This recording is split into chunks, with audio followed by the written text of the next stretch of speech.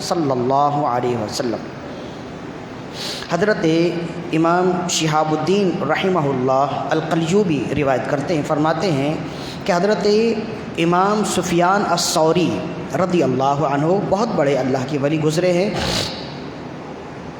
اولیاء کاملین میں بھی ان کا شمار ہوتا ہے، اہل تصوف میں بھی ان کا شمار ہوتا ہے، اور اہل ظواہر میں بھی ان کا شمار ہوتا ہے، یعنی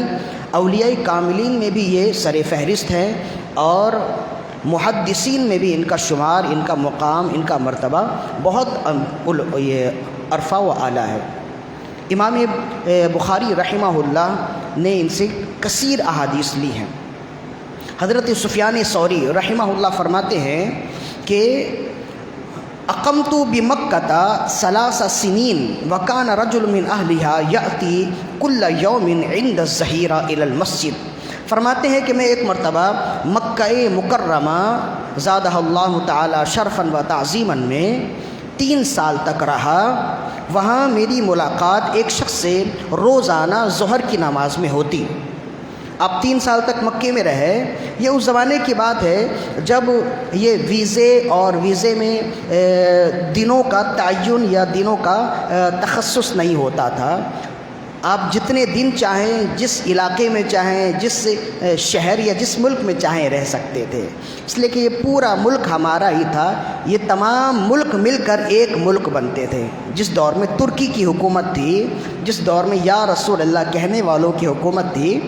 تو اس وقت ساری دنیا ایک شہر کی مانند، یعنی جس طرح ہمیں پاکستان کے کراچی شہر سے اسلام آباد، لاہور جانے میں ویزے کی ضرورت نہیں ہوتی ہے، اسی طرح اس زمانے میں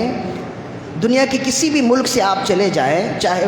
بشرطے کہ وہ اسلامی ملک ہو۔ آپ پاکستان سے، ہندوستان سے انڈیا چلے جائیں، ہندوستان سے آپ سعودی عرب چلے جائیں، مکہ اور مکرمہ چلے جائیں، وہاں ویزے کی ضرورت نہیں ہوتی، وہاں آپ سے کوئی پوچھتا نہیں تھا کہ آپ کو کتنے دنوں تک رہنا ہے۔ یہی وجہ ہے کہ پہلے زمانے میں لوگوں نے بہت سفر کیے، اور اس زمانے میں ایسے ہی ہوتا تھا کہ ایک شہر میں اگر ان کا گزارا نہیں ہوا، انہیں تسلی نہیں ہوئی، وہ دوسرے ملک چلے گئے، اس ملک میں بھی وہاں اگر گزارا نہ ہوا تو تیسرے ملک چلے گئے، ایران ہے، عراق ہے، یمن ہے، لبنان ہے، فلسطین ہے، کئی بر اعظم وہ ملا کر ایک ملک ہوتے تھے۔ اس زمانے میں کوئی روک ٹوک کا سلسلہ نہیں تھا۔ دعا کیجئے اگر ایسا چاہتے ہیں کہ دوبارہ ہو جائے، پھر دعا کیجئے کہ اللہ تعالیٰ پھر دوبارہ سے یا رسول اللہ کہنے والوں کی حکومت دے دے۔ جب ایسی حکومت آئے گی تو پھر دوبارہ سے جتنا وقت چاہیں گے ہم بیت اللہ میں گزاریں گے، کوئی روکنے والا نہیں ہوگا، کوئی وہاں سے ہمیں نکالنے والا نہیں ہوگا۔ تو یہ اس دور کی بات ہے۔ حضرت سفیان ثوری فرماتے ہیں کہ میں 3 سال تک مکہ مکرمہ میں رہا، تو وہاں ایک شخص سے میری ملاقات ہوئی اور بڑی دوستی ہو گئی۔ وہ روزانہ ظہر کی نماز میں آتا، ظہر کی نماز پڑھنے کے بعد طواف کرتا، اور طواف کرنے کے بعد مجھ سے ملتا اور دست بوسی کر کر چلا جاتا۔ فرماتے ہیں عند الظہیرۃ الی المسجد فیطوف ویصلی رکعتین، وہ ظہر کے وقت آتا، ظہر کی نماز پڑھتا اور طواف کرتا، طواف کرنے کے بعد 2 رکعت نماز پڑھتا، جو طواف کرنے کے بعد نماز پڑھتے ہیں، اس کے بعد ثم یسلم علیہ، وہ مجھے سلام کرتا، ثم یرجع الی بیتی، پھر اپنے گھر چلا جاتا۔ فحصل لی بہ الفۃ و محبۃ، تو روزانہ جب ایک شخص سے آپ کی ملاقات ہوتی رہے، وہ ایک انجانا بھی ہو تو پھر شناسہ ہو جاتا ہے، وہ ایک انجانا بھی ہو تو ایک طرح کا دلی، ایک طرح سے قلبی تعلق بن جاتا ہے اس کا۔ تو 3 سال تک رہے اور مسلسل ان کے ساتھ یہی معاملہ، مسلسل ان سے ملاقات ہوتی رہی، سلام دعا کا سلسلہ رہا، تو بڑی محبت ہو گئی اور اس شخص کو بھی ان سے محبت ہو گئی۔ تو کہتے ہیں کہ فحصل لی بہ الفۃ و محبۃ، مجھے اس سے بڑی محبت اور الفت ہو گئی، اور میں بھی اس کے گھر آنے جانے لگا، اور کبھی وہ نہ آتا تو میں اس کا انتظار کرتا کہ آج کافی وقت ہو گیا وہ آیا نہیں۔ لہذا کہتے ہیں فمرضا، ایک مرتبہ وہ بیمار ہو گیا، فدعانی وقال لی، تو اس نے مجھے بلایا کسی شخص کے ہاتھ۔ جب میں اس کے پاس گیا، اس کے گھر گیا، تو دیکھا کہ وہ مرض الوصال میں ہے، یعنی اب موت کے قریب ہے، ایسے مرض میں مبتلا ہے کہ اب صحت مند ہونے کی امید نہیں ہے۔ تو اس نے مجھ سے چند وعدے لیے، اس نے مجھے کچھ وصیت کی، اس نے کہا اذا مت فغسلنی بنفسک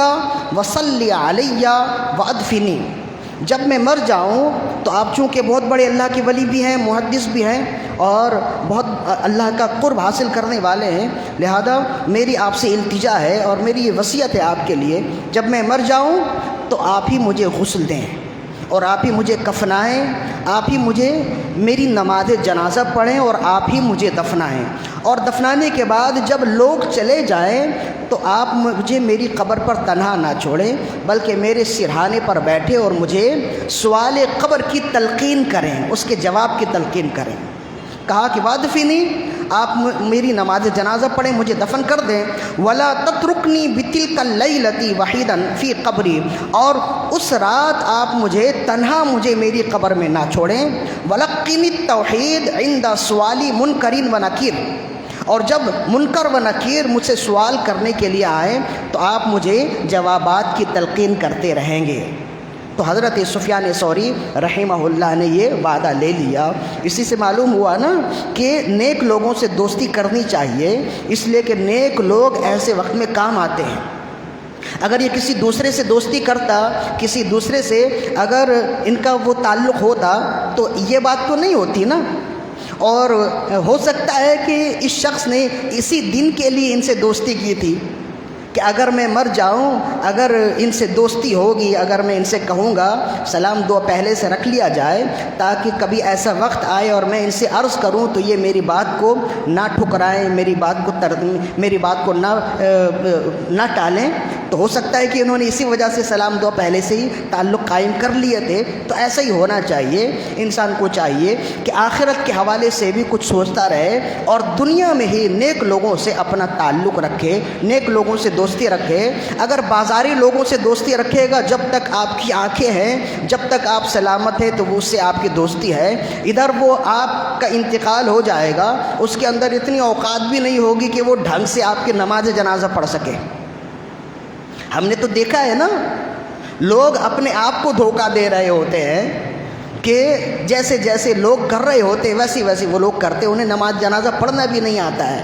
وہ کیا تلقین کرے گا، وہ قبر میں آپ کے لیے کیا ایصال ثواب کرے گا، وہ قبر میں آپ کے کیا کام آئے گا، اس طرف بھی انسان کو سوچنا چاہیے۔ چنانچہ اچھے لوگوں سے، نیک لوگوں سے دوستی اسی وجہ سے کرنی چاہیے۔ تو انہوں نے پہلے سے دوستی بنائی ہوئی تھی، تو جب انہوں نے کہا کہ جب میں مر جاؤں تو آپ مجھے غسل دیں گے، آپ مجھے کفنائیں گے، آپ میری نماز جنازہ پڑھیں گے، مجھے قبر میں اتاریں گے، اور جب تمام لوگ چلے جائیں تو آپ اس رات میری قبر کے پاس ہی سرہانے رہیں گے، اور جب منکر و نکیر مجھ سے سوال و جواب کریں تو منکر و نکیر کے سوالوں کے جواب آپ مجھے تلقین کرتے رہیں گے۔ تو حضرت سفیان ثوری رحمہ اللہ نے اس سے وعدہ لے لیا، فضمنت له ذالک، میں نے اس سے اس بات کی ضمانت دے دی کہ میں یہ کام کروں گا، میں نے اس سے وعدہ کر لیا۔ کہتے ہیں فلما مات فعلت ما امرنی به، جب وہ مر گیا، جب اس کا وصال ہو گیا تو اس نے مجھ سے جو وعدہ کیا تھا میں نے اس کے وعدے کے مطابق وہ سارے کام کیے۔ وبت عند قبره، اور جب تمام لوگ چلے گئے تو اس رات میں اس کی قبر کے سرہانے پر بیٹھا رہا۔ تو کہتے ہیں فبینما انا بین النائم والیقظان، میں نیند اور جاگنے کی درمیانی کیفیت میں تھا، یعنی اسے نیند کی کیفیت بھی نہیں کہہ سکتے اور جاگنے کی کیفیت بھی نہیں کہہ سکتے۔ بسا اوقات ایسی کیفیت انسان کی ہوتی ہے کہ اس کی آنکھیں بند ہوتی ہیں لیکن کانوں سے سنائی بہت صاف آ رہی ہوتی ہے، گھر میں کوئی گفتگو کر رہا ہو تو اس کی آواز بھی آ رہی ہوتی ہے حالانکہ وہ نیند میں ہوتا ہے، تو اسے کہتے ہیں نیند اور جاگنے کی درمیانی کیفیت۔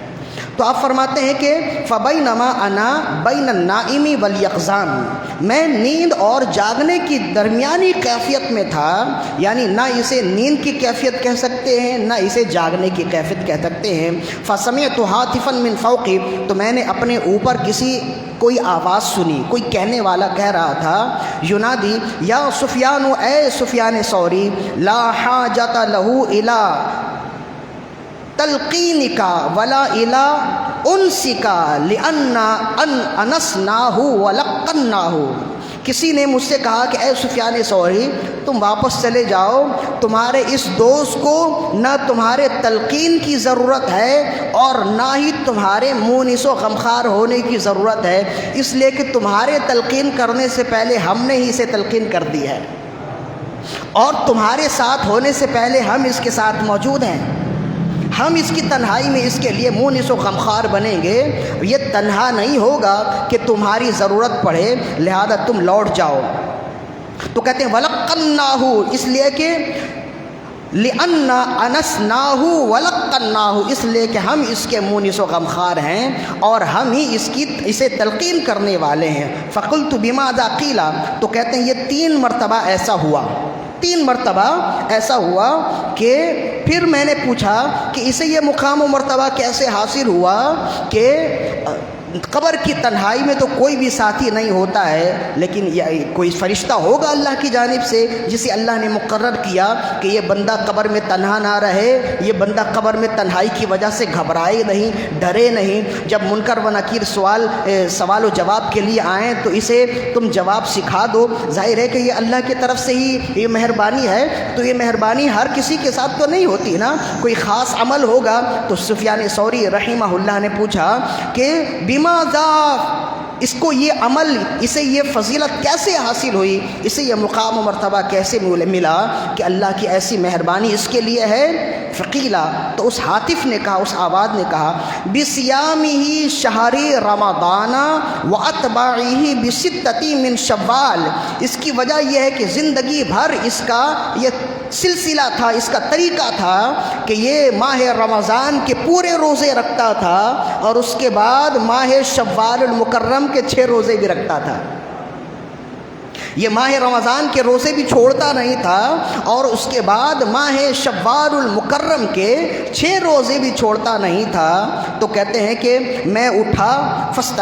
فاستيقظت فلم ارى احدا، میں اٹھا گھبراتا ہوا تو میں نے دائیں بائیں دیکھا کوئی نہیں تھا۔ فتوضأت، میں نے وضو کیا، وصلیت، اور میں نے نماز پڑھی، حتی نمت، میں پھر سو گیا، فرأيت مثل الاول وهكذا 3 مرات، پھر میں نے ویسے ہی دیکھا، پھر میں نے ویسے ہی دیکھا، 3 مرتبہ ایسا ہوا۔ فعرفت انه من الرحمن لا من الشیطان، تو میں سمجھ گیا کہ یہ رحمان کی طرف سے ہے، شیطان کی طرف سے نہیں ہے۔